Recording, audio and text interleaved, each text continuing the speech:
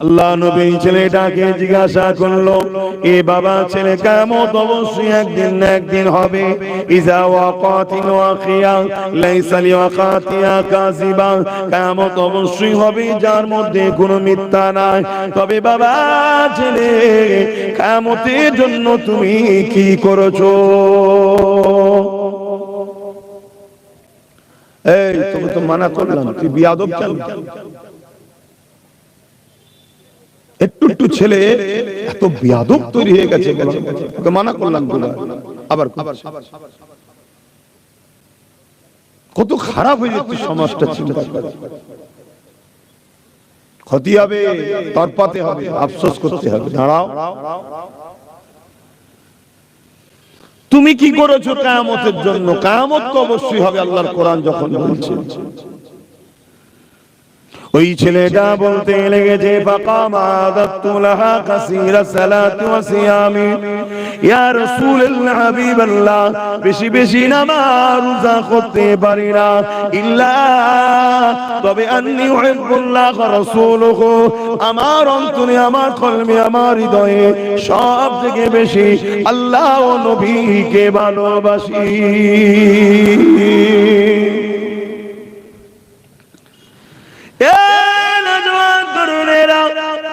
আল্লাহ নবী কথা শোনাবার পরে নবী আমার কি উত্তর দিয়েছেন? আল মারউ মা মান আহাব্বা, বাবা ছেলে রে, দুনিয়ায় যা যাকে মহব্বত করে পরকালে সে তার সঙ্গে জান্নাতে থাকবে। এ বাবা ছেলে, তুমি আমাকে মহব্বত করো, পরকালে তুমি আমার সঙ্গে জান্নাতে থাকবে। নবী পাকের এই হাদিসকে সামনে রেখে বলি, আমরা যদি সুলতান হিন্দকে মহব্বত করি, আমরা যদি জামানার মুজাদ্দিদ আবু বকর সিদ্দিককে মহব্বত করি, কিয়ামতের দিনে ইনাদের সঙ্গে হাসর নাসর হবে। নবীর হাদিস অনুযায়ী ইনাদের সঙ্গে জান্নাতি হয়ে যাব।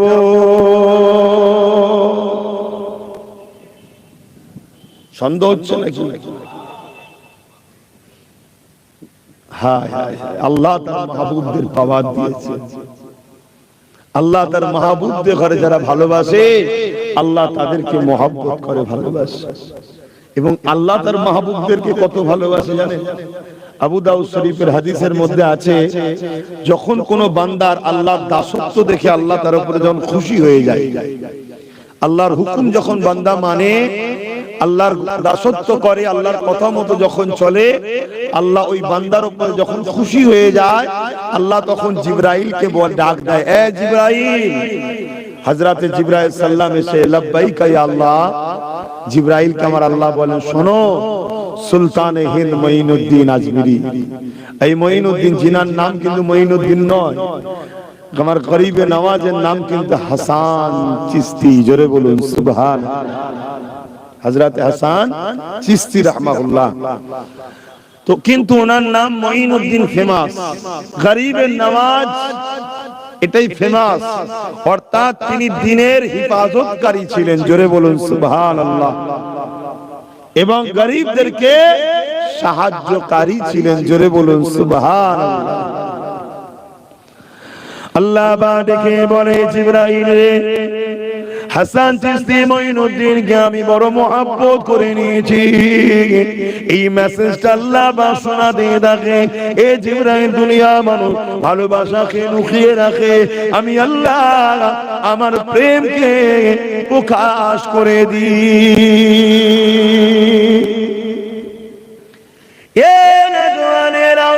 হযরত জিবরাইল আলাইহিস সালাম ওই সময় আল্লাহ পাককে বলতে লাগবে, ও রব্বি আল্লাহ, আমার জন্য কি হুকুম আছে? আমার আল্লাহ পাক জানিয়ে দেয়, এ জিবরাইল রে, আমি আল্লাহ পাক যাকে মহব্বত করেছি, ওই মঈনুদ্দিন হাসান চিশতিকে তুমিও তাকে মহব্বত করে না।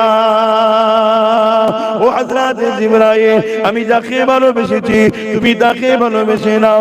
শুধু তুমি নয়, ইসরাফিল, আজরাইল, মিকাইলের কাছে গিয়ে জানিয়ে দাও, হিন্দুস্তানের জমিনে মঈনুদ্দিন আজমিরিকে আল্লাহ বা মহব্বত করেছে, জিবরাইলকে মহব্বত করার হুকুম দিয়েছে, তাদেরকেও জানিয়ে দাও, তারাও যেন আমার মঈনুদ্দিনকে মহব্বত করে না। আল্লাহ তার মাহবুবদেরকে মহব্বত করার হুকুম ফেরেশতাদের দিচ্ছে না দেয় না? একটু আওয়াজ দেন। দিচ্ছে। এখানে আল্লাহ খামোশ হন না। কুরবান যাক আল্লাহর ওলিদের কদমে আমাদের জানমাল, তারা আল্লাহকে কত রাজি করেছে। এখানে আল্লাহ খামোশ চুপ হয় না। আল্লাহ আবার বলে, এ ফেরেশতা জিবরাইল, যত আসমানে ফেরেশতা আছে সবার কাছে এলান করো যে আল্লাহ মঈনুদ্দিনকে প্রেম করেছে, অতএব সবাই যেন মঈনুদ্দিনকে ভালোবাসে। জোরে বলুন সুবহানাল্লাহ। শুনছেন তো নাকি? তাহলে আমরা ভালোবাসবো না? হ্যাঁ, এখানেও আল্লাহ থামে না।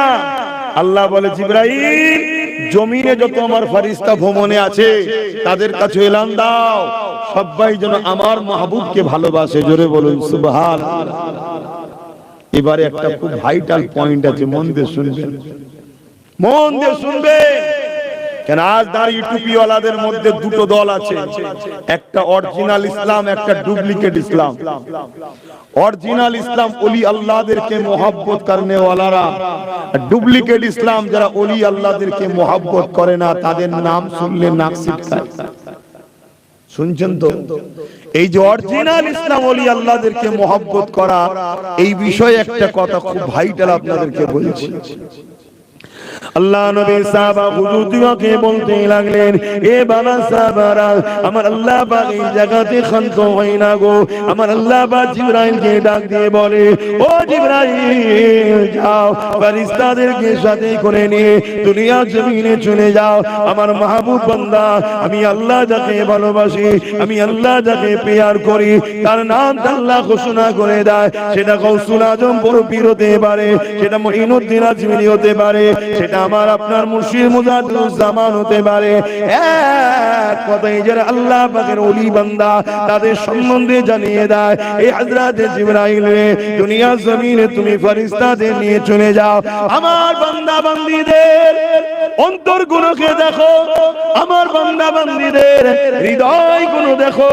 যে যে হৃদয়টা পাক পবিত্র পাবে, ওই বান্দার অন্তরে, ওই বান্দির অন্তরে আমার প্যারা মাহবুব বান্দা বান্দীদের ভালোবাসাটা রেখে দাও।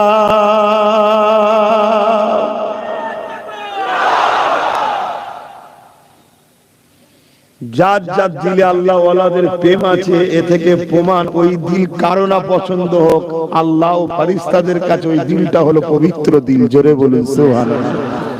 আমি কি ওয়াজ করছি বুঝতে পারছেন? হ্যাঁ, আল্লাহ, আপনি ধরুন, আমি আপনাকে বললাম 1 কেজি মধু দেবো কি 1 কেজি দুধ দেবো, আপনি ঘর থেকে কি বাটি নিয়ে আসবেন? পায়খানা পরিষ্কার করা বাটি নিয়ে আসবেন না পাক পবিত্র ধুয়ে ভালো বাটি নিয়ে আসবেন? কেন? ভালো জিনিস দেবে, তাই না? আর আমি যদি আপনাকে বলি গোবরের সার দেবো 1 কিলো, কি নিয়ে আসবেন? খারাপ। তা আমার আল্লাহ তার বন্ধু, তার পিয়ারাদের মহব্বত সবার দিলে রাখে না। আল্লাহ তাই জিবরাইলকে বলল, গিয়ে দেখ যার যার দিলগুলো পাক পবিত্র আছে, তার দিলে আমার মাহবুবদের ভালোবাসা রাখ। জোরে বলুন সুবহানাল্লাহ। তো মঈনুদ্দিন আজমিরিকে আব্বাস ভালোবাসেন, আব্বাসের দিলে মঈনুদ্দিন আজমিরির প্রেমকে রাখা হয়েছে। এ থেকে প্রমাণ আমার জিন্দেগিতে ভুল আছে, অস্বীকার করছি না, কিন্তু আল্লাহর কাছে আমার অন্তরটা পাক ও পবিত্র প্রমাণ হয়েছে, তাই রেখেছে। জোরে বলুন সুবহানাল্লাহ। তা আপনাদের কার কার দিলে আল্লাহর ওলিদের প্রেম আছে, একটু হাত তুলে দেখাবেন। আলহামদুলিল্লাহ, আলহামদুলিল্লাহ। আজকে গরিবের নামাজের আলোচনার মাহফিল হচ্ছে, আপনারা বসে বসে শুনছেন, এটাও তো একটা প্রেমেরই নমুনা। না, কে কার কথা শুনে ভাই? ঠিক না বেটি?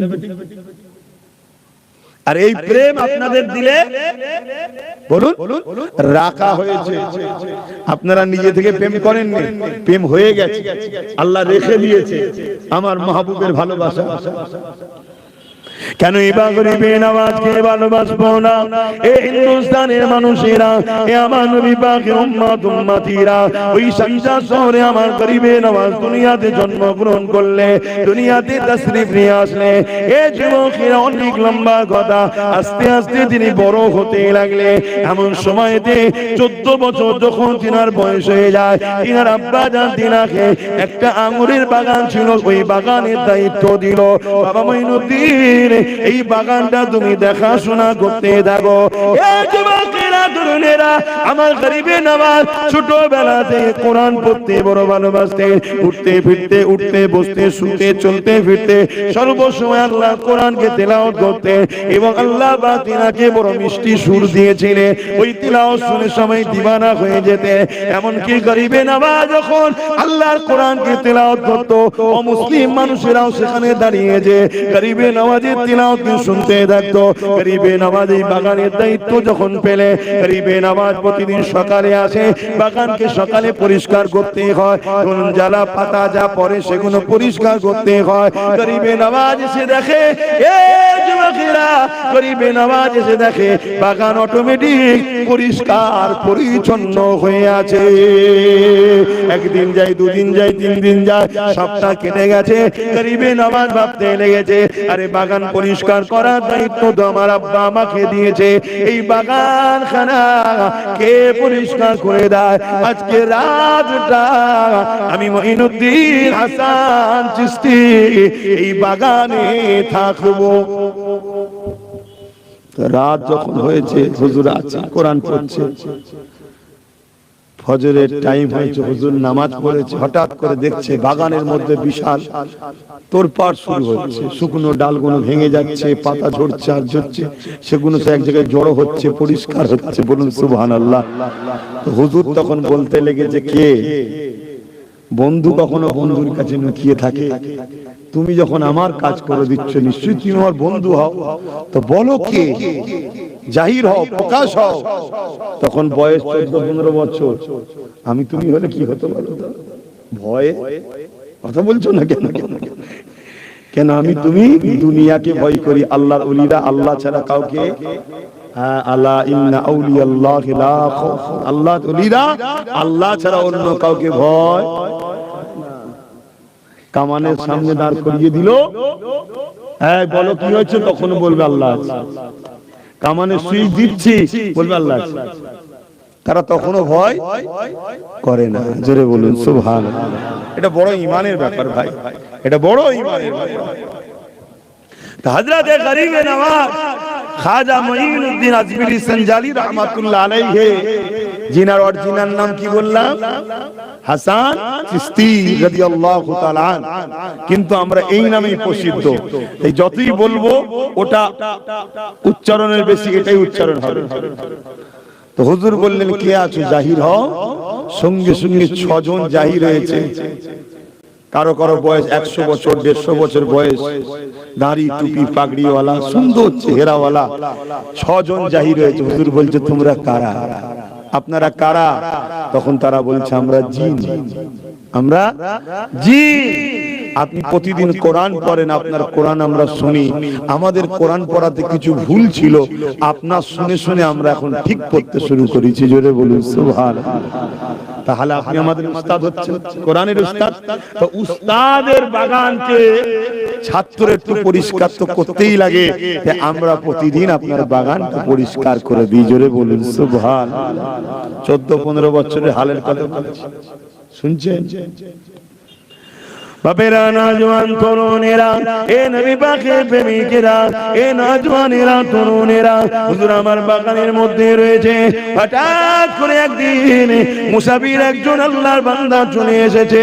আসার পরে গরিবে নওয়াজ তিনি আগিয়ে গিয়ে একটা করে থুলা নিয়ে এসে ভালো করে পরিষ্কার করে ওই মুসাফির আল্লাহর বান্দাকে খাওয়াতে লেগেছে। গরিবে নওয়াজ এজন্যই বলা হয়, অসহায়কে দেখলে, খোদাকে দেখলে গরিবে নওয়াজ তাকে খাওয়াতে থাকে। এ যুবকেরা, তরুণেরা, বাপেরা, এই জন্য গরিবে নওয়াজ ওই মুসাফিরকে খাওয়াতে লেগেছে, ওই মুসাফির খেতে লেগেছে। কিন্তু গরিবে নওয়াজের এই আদর্শ দেখে ওই মুসাফিরটা বলতে লেগেছে, বাবা তোমার নাম কি? বাবা বলতে লেগেছে, আমার নাম হলো হাসান চিশতি। এ বাবা ছেলে যুবকেরা শুনে রেখে দাও, ওই মুসাফির তিনার ব্যাগের মধ্যে থেকে আধখানা রুটি বার করলো। ওই আধখানা রুটি বার করে বলতে লেগেছে, বাবা আমি অনেক দিন ধরে তোমার ইন্তজারে রয়েছি, আমি ঠিক গন্তব্য স্থানের মধ্যে এসেছি, 30 বছর ধরে এই আধখানা রুটি নিয়ে ঘুরছি, এই আধখানা রুটি তোমায় দিতে হবে, আমি 30 বছর ধরে নিয়ে ঘুরছি। গরিবে নওয়াজকে ওই আধখানা রুটি যখন খাইয়ে দিল, গরিবে নওয়াজ বলতে লেগেছে, আমার ভেতরে যেন তুফান শুরু হয়েছে, আর দুনিয়া ভালো লাগছে না, আমার আর দুনিয়া পছন্দ হচ্ছে না, আমাকে নিরিবিলি নিঝুমে এক আল্লাহর দাসত্বর জন্য মনের বাসনা জাগছে।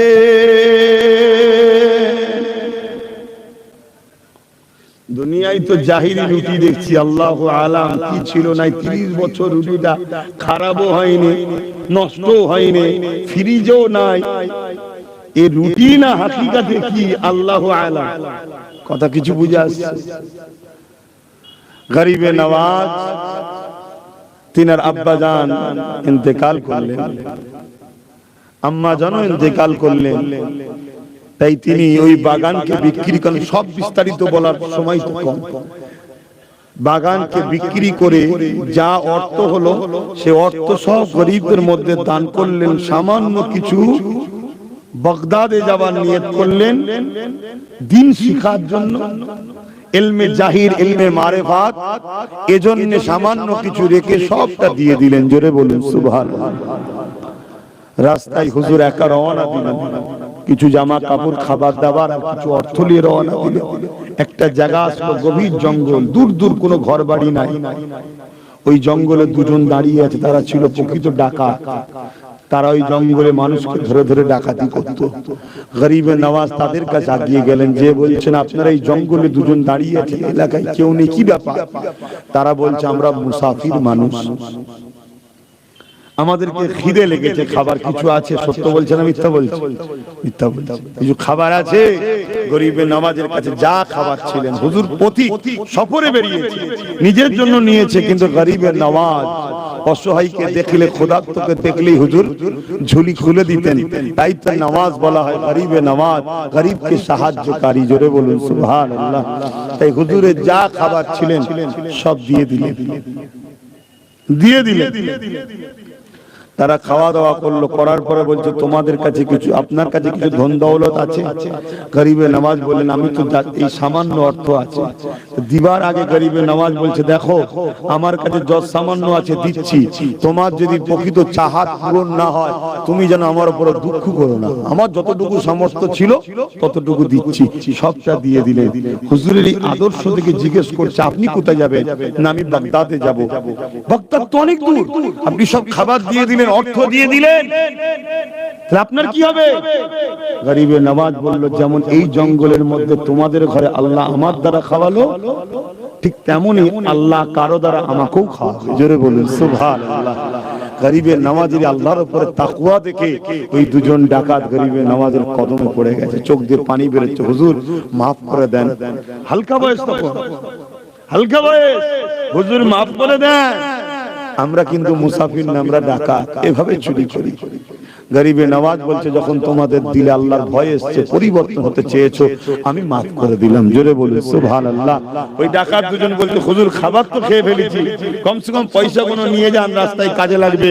গরিবে নওয়াজ বলছে যেটা আল্লাহর খুশির জন্য দিয়ে দেওয়া হয় সেটা ফিরিয়ে নিতে আর না। আর আমার দেশে কি হয়, মসজিদের নামে দাদু জায়গা দিচ্ছে, বেটা বলছে এখন আমাকে দিতে হবে। এ হয় না, হাই রে দুনিয়ার লোভ লালসা, হাই রে দুনিয়ার লোভ লালসা। বাবেরা নওজোয়ান তরুণেরা অনেক বড় কথা, ওই দুজন গরিবে নওয়াজের হাতে তওবা করলেন, গরিবে নওয়াজের মুরিদ হয়ে গেলেন। গরিবে নওয়াজ হুজুরের সঙ্গে রওনা দিতে লাগলেন। ওই দুজনা বলতে লেগেছে এ যুবকেরা তরুণেরা, এই গভীর জঙ্গলের মধ্যে যেতে যেতে যেতে দেখা যায় অনেক দূরে যাবার পরে একজন বয়স্ক মহিলা গরিবে নওয়াজের নাম ধরে ডাকে, বাবা হাসান চিশতি। অনেক দূর আপনি যাবেন, যদি আমার বাড়িতে আজকে মেহমান হতেন আমি বড় খুশি হতাম। গরিবে নামাজ ওই বাড়িতে গেল, আমরাও সাথে গেলাম, খানাগা হলো, খাওয়া দাওয়া হলো, সকাল হলো, রওনা দিলাম। গরিবে নামাজ বললেন তোমরা তোমাদের ঘরে ফিরে যাও। কিছুটা দূর যাওয়ার পরে আবার যখন ওই রাস্তায় পুনরায় ফিরে আসছি, যে জায়গাতে ওই বাড়িটা দেখেছিলাম, যে জায়গাতে মহিলাটা খাইয়েছিল, ওই দুজন তখন মুরিদ হয়ে গেছে। তিনারা বলতে লেগেছে অবাক হয়ে গেলাম, না ওখানে কোনো ঘর রয়েছে না কোনো মহিলা আছে। অবশ্যই গরিবে নামাজ যে বলেছিলেন যেমন তোমাদেরকে আল্লাহ আমার দ্বারা খাওয়ালো, আমার আল্লাহ তিনি কারো না কারো দ্বারা আমার ব্যবস্থা করে দেবে।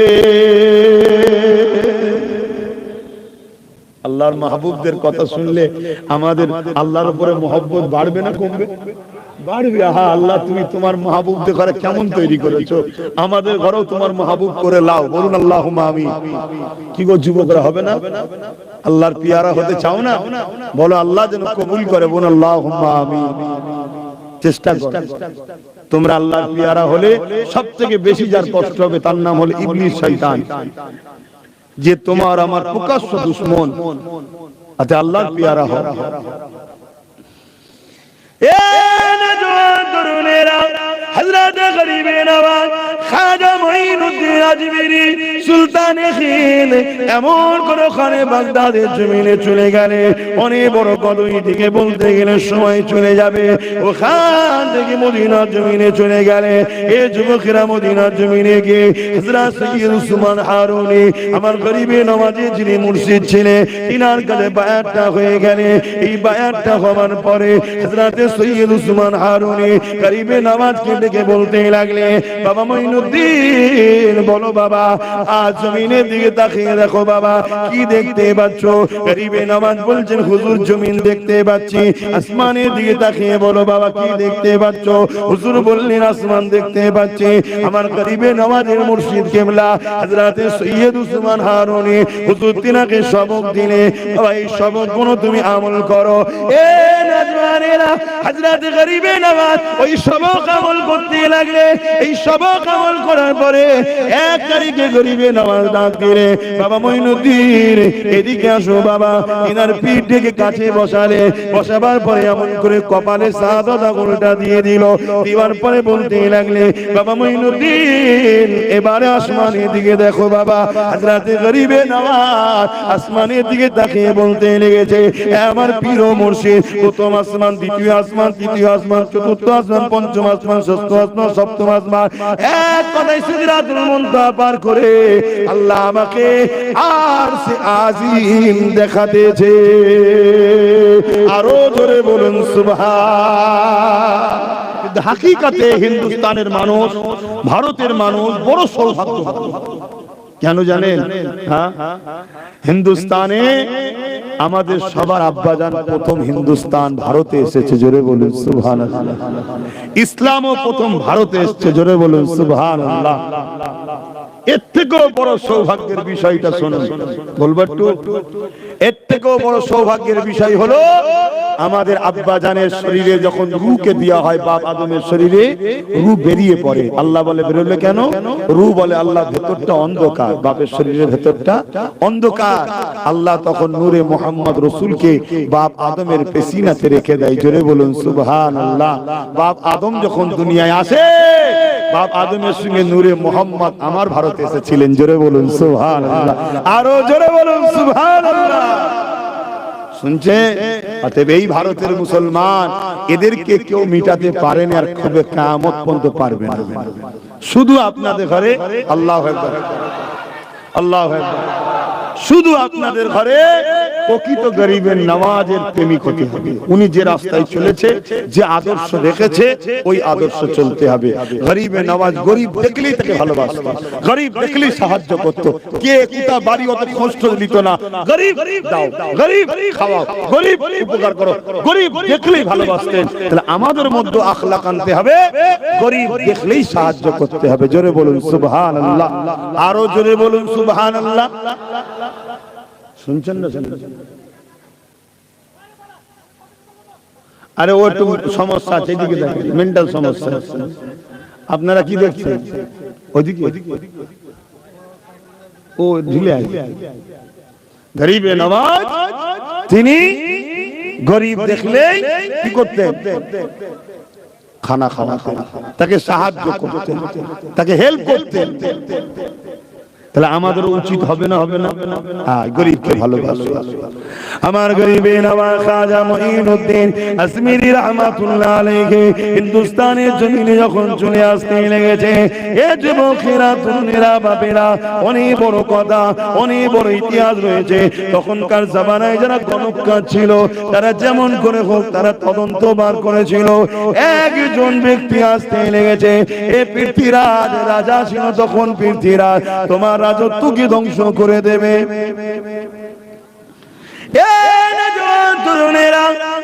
গরিবে নওয়াজ ভারতের জমিনে আসতে না পারে, প্রতিটা রাস্তাকে সিল করে দেওয়া হয়েছিল, প্রতিটা রাস্তাকে আটকে দেওয়া হয়েছিল, প্রতিটা রাস্তাকে বন্দী করে দেওয়া হয়েছিল। কিন্তু গরিবে নওয়াজ তাদের সামনে দিয়ে এসেছে, তারা কিন্তু কিছুই করতে পারেনি।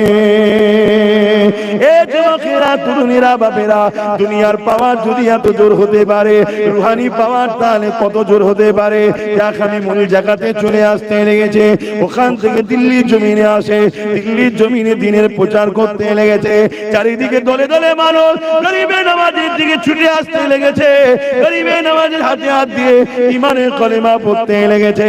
ওখান থেকে গরিবে নওয়াজ আজমির নামক স্থানের দিকে রওনা দিতে লেগেছে। কারণ আল্লাহ নবী যখন গরিবে নওয়াজকে পাঠায়, ওই সময়তে আজ হিন্দুস্তানের নকশাও দেখিয়েছে এবং আজমির তোমার হবে মেন ঘাঁটি, ওই জায়গাটাও দেখিয়েছে। তাহলে আমার নবী যেখানে দেখিয়ে দিয়েছে মঈনুদ্দিন আজমিরি হবে তোমার মেন ঘাঁটি। 850 বছর ধরে ওই ঘাঁটিকে কেউ তুলতে পারেনি।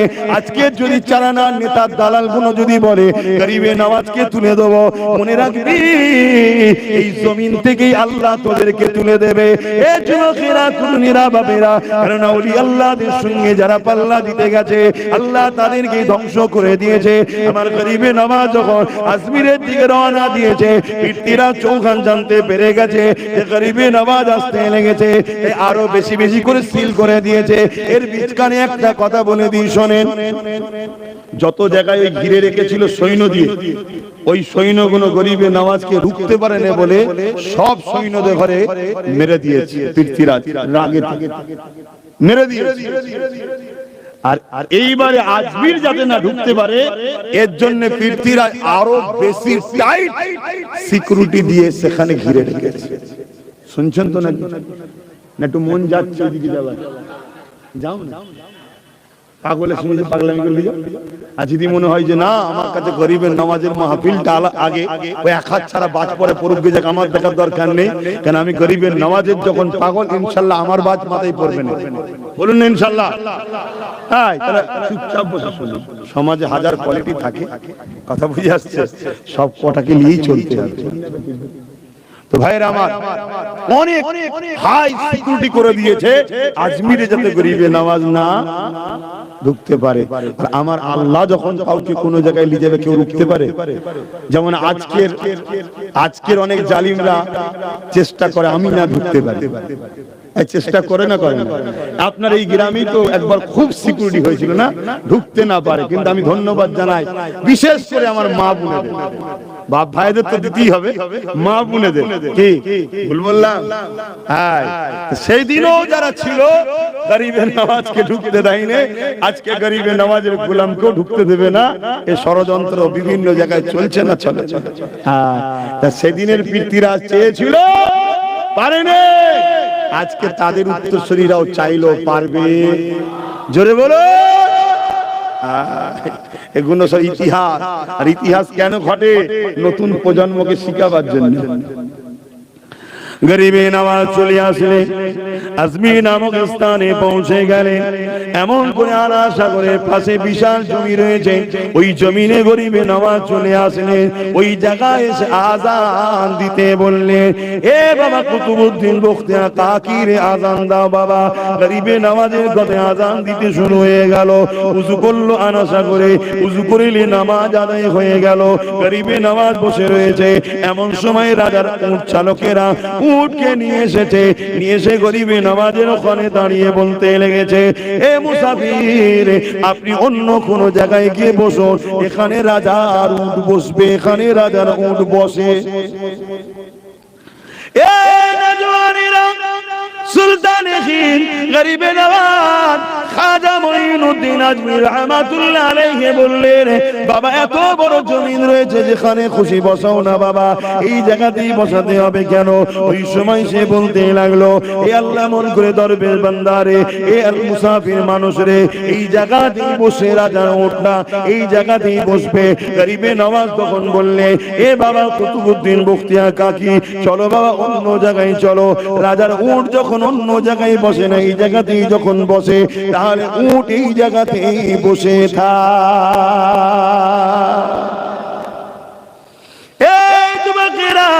কিতাবের মধ্যে আছে, আর এক কিতাবের মধ্যে পাওয়া যায় গরিবে নওয়াজ উঠে, উটটা দূরে ছিল, গরিবে নওয়াজ তাকে ইশারা করল, এখানেই বস, এই বলে ডেকে যখন বসিয়ে দিল, উটটা বসে গেল। এমন সময় গরিবে নওয়াজ চলে গেলে, রাত পার হয়ে গেল, পরের দিনেতে উটকে চরকিতে চড়ানো হবে।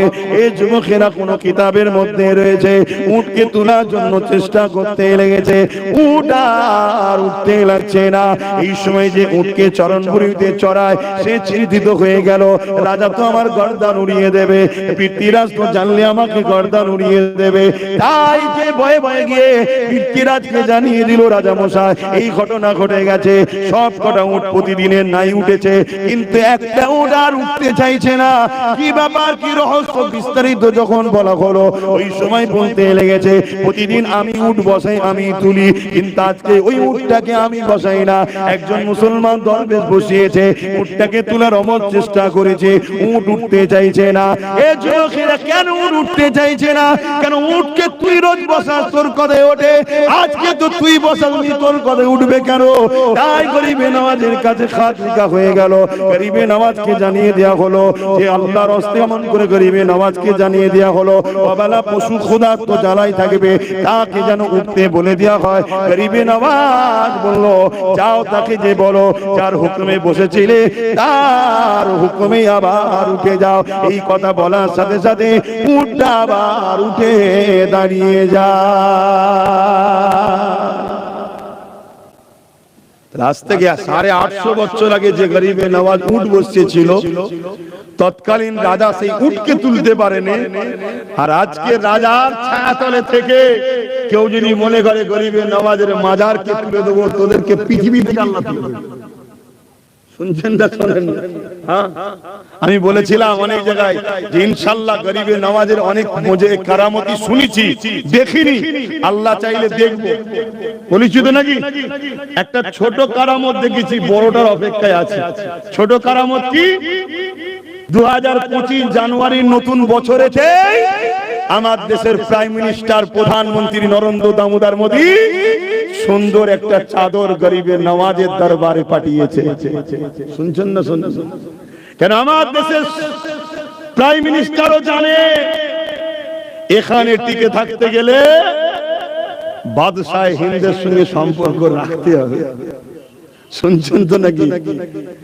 এখন গুরু দিচ্ছে চাদর, শিষ্য করছে কেস, কি হবে এবারে? শুনছেন তো নাকি? কিন্তু আমি আশায় আছি আল্লাহ যেন আরো বড় একটা কারামতি দেখায়। সে কারামতি কি? ইতিহাসের পাতায় আমরা দেখেছি, যারা ওলিদের সাথে লাগতে গেছে বা ইসলামের পিছনে লাগতে গেছে, তাদেরকেই আল্লাহ ইমানের কলমা পড়িয়ে মুসলমান করে দিয়েছে। জোরে বলুন সুবহানাল্লাহ। আমার তো মনে হয় হয় ও খোদার গজবে বিপদে পড়ে মরবে, আর না হিদায়াত হতে পারে। কথা শুনছেন তো নাকি? কেন আমরা দেখেছি আমাদের বাবরি মসজিদে যিনি প্রথম হামলা করেছিলেন, আল্লাহ তাকে ইমানের কলেমা পড়িয়ে 100টা মসজিদ তৈরি করাচ্ছে। জোরে বলুন সুবহানাল্লাহ। গরিবে নওয়াজের কাছে পৃথ্বীরাজ একটা জাসুস পাঠিয়েছিল, জাসুস, যাও কোথায় আছে দেখো। তখন গরিবে নওয়াজ লাহোরে ছিল, তখন তো দেশ ভাগ হয়নি। গরিবে নওয়াজ কি শুধু এই ভারতের বাদশা নাকি? বাংলাদেশের বাদশা, পাকিস্তানেরও বাদশা, নেপালের বাদশা, শ্রীলঙ্কা, এখন তো ভাগ হয়েছে। এই ভাগ করেছে রাজনীতির লোকেরা, কিন্তু আমার গরিবে নওয়াজ পুরো ভারতের বাদশা। জোরে বলুন সুবহানাল্লাহ। আর ভারত শুধু এইটুকু নয়, বাংলাদেশ, পাকিস্তান, মায়ানমার, ওদিকে কি বলে ভুটান, নেপাল, শ্রীলঙ্কা, আফগানের কিছুটা, এই বিশাল নিয়ে হলো আমাদের ভারতবর্ষ। ঠিক না বেঠিক? কেউ নিজের স্বার্থে ভাগ করেছে, যার যা স্বার্থ তার তার কাছে থাকবে যাক, কিন্তু আমাদের দেশ ছিল, আমাদের দেশ আছে, আমরা দেশকে ভালোবাসি, কেন এটা আমাদের গরিবের নওয়াজের ভারতবর্ষ। জোরে বলুন সুবহানাল্লাহ। ভাইরা আমার, গরিবে নওয়াজ খাজা মঈনুদ্দিন আজমিরি চিশতি হুজুরের কাছে জাসুস পাঠিয়েছে। সেই জাসুস লাহোরে গিয়ে দাড়ি, বড় টুপি, জুব্বা, পুরো মুসলমান, নামাজ পড়ছে, হুজুরের কাছে বায়াত হয়েছে, সবক আমল করছে। লক্ষ্য কি? গরিবে নওয়াজকে ক্ষতি করবে। শুনছেন তো নাকি? পৃথ্বীরাজ পাঠিয়েছে, মানে পৃথ্বীরাজকে জানিয়েছে একজন আসছে তোমার রাজত্ব শেষ করবে। এক কিতাবের মধ্যে আছে পৃথ্বীরাজের মা বলেছিল যে একজন দরবেশ তোর রাজত্ব চলাকালীন আসবে, তুই তার পিছনে লাগতে যাবি না। সে আসবে মানুষকে মজলুমের হাত থেকে বাঁচাতে, ইনসাফ দিতে, নাই দিতে। তার বিরুদ্ধে তুই লাগবি না। তার বিরুদ্ধে যদি তুই লাগিস তাহলে তোর রাজত্ব শেষ হয়ে যাবে, ধ্বংস হয়ে যাবে। আর তার পিছনে যদি না লাগিস, সে তোর রাজত্ব নিতে আসে না, সে অসহায় মানুষকে আশ্রয় দিতে আসবে। কথা বুঝে আসছে?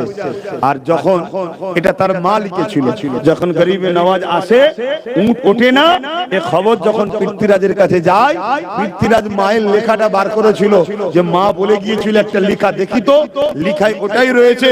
পৃথ্বীরাজ তখন বলতে লেগেছে যে মা যখন লেখে বয়স তখন 90 বছর ছিল, মায়ের মাথা ঠিক নেই।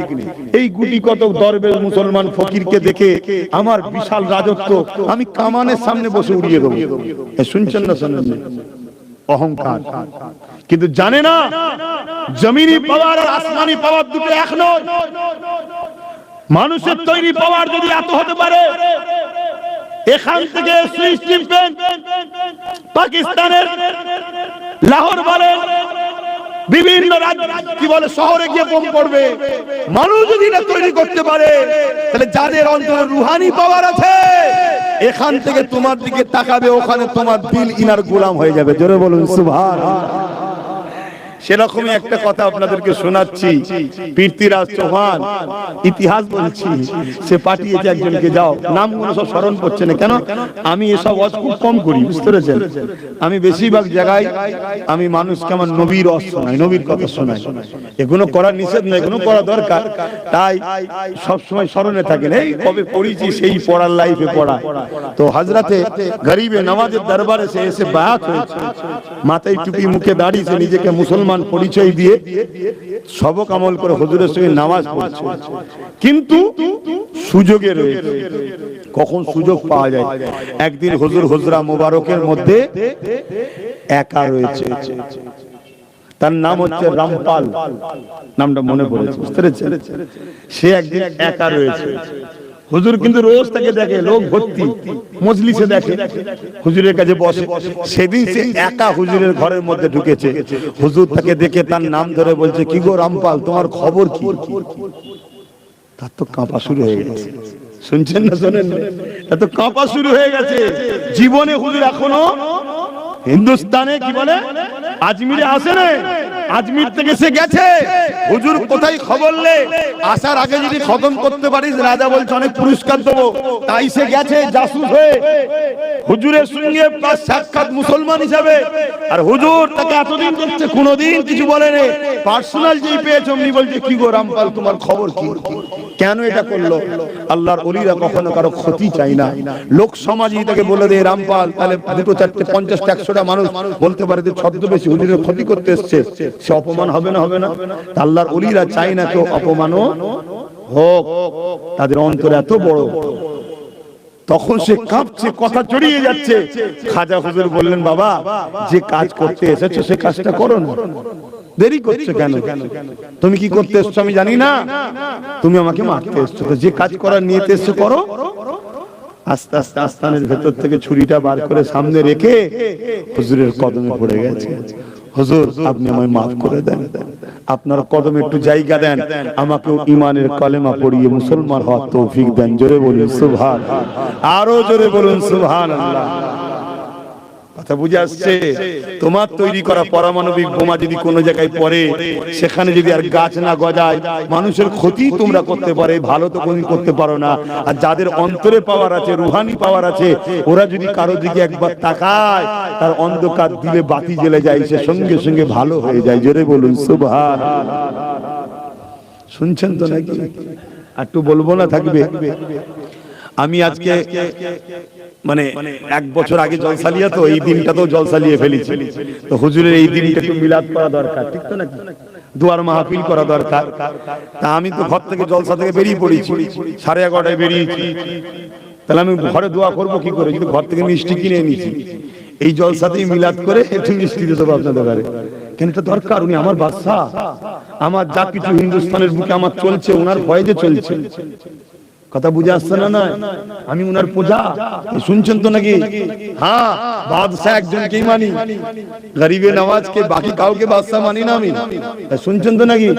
হ্যাঁ, বাকি সব হুজুরের খাদে। কেউ কুরসিতে বসেছে, হুজুরের বাদাউলতে বসেছিস, বস বাবা, বেশি লাফালাফি করতে যাস না, কুরসি সমেত তুলে ফেলে দেবে। বিগত দিন ফেলেছে না ফেলেনে?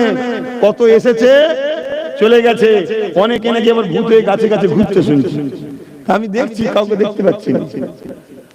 অতএব গরিবে নওয়াজকে মহব্বত করেন, ভালোবাসেন, প্যার করেন। আল্লাহর ওলি গরিবে নওয়াজ খাজা মুঈনুদ্দিন আজমিরি হুজুর ইয়ানা সাগরের পাশে থাকে, ওখানে তাবু লাগিয়েছে। ওই তাবু লাগার ভেতরে হুজুর জিকির আজকার করে। এ যুবকেরা, তরুণীরা, বাপেরা, ওই আজমিরের একটা যুবক ছেলের কথা শুনুন। ওই যুবক ছেলেটা সে এমন করে বাইরে কাজে করে, বাইরে কোনো জায়গায় থাকে, ওই জায়গা থেকে সে ঘরে এসেছে। আর আমার গরিবে নওয়াজকে দেখে সে অবাক হয়ে গেছে। এ তো আমাদের, তখন তো ভারতবর্ষে কেউ নেই রে, কথা বুঝছেন না, বোঝেন না? এ তো আমাদের কোয়ালিটি নয়, কেই নেই। কি ব্যাপার? রোজ যায় আর দেখে, হুজুরের তাবুর পাশ দিয়ে যায় আর হুজুরকে দেখে। হুজুর মুরিদদের বসে কোনোদিন ওয়াজ করে, নসিহত করে, শিক্ষা দেয়। আর প্রায় সময় হুজুর কাঁদেন, আল্লাহর ওলিরা কাঁদতে থাকে সব সময়। তো ওই যুবক ছেলেটা ভাবে, কাঁদে কেন এই দরবেশটা, কাঁদে কেন? তাই একদিন ওই যুবকটা এসে দাঁড়িয়ে বলছে, বাবাজি আপনি কাঁদেন কেন? কি রহস্য আপনাকে প্রায় দেখছি কাঁদেন? তখন বলছে, আমি আমার মুর্শিদ, আমার পীর, আমার শিক্ষক, আমার উস্তাদ, আমার শায়েখ, আমি তিনার মহব্বতে তিনাকে স্মরণ করে কাঁদি। জোরে বলুন সুবহানাল্লাহ।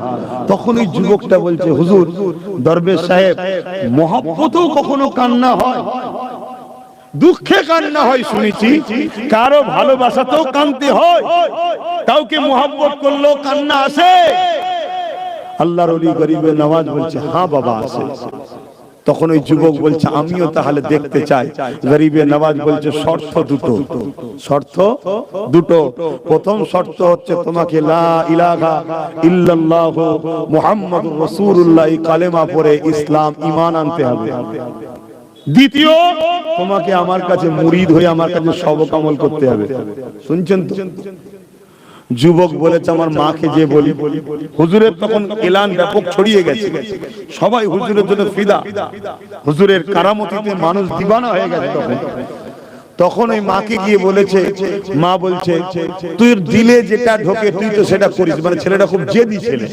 মা বলছে, তোর দিলে যা ঢোকে তুই তো সেটা করিস, তোর যখন দিলে গেছে তুই যা। তখন এত গোরামি ছিল না, গোরামি তো এখন হচ্ছে, তখন এত গোরামি ছিল না। কথা বুঝলেন?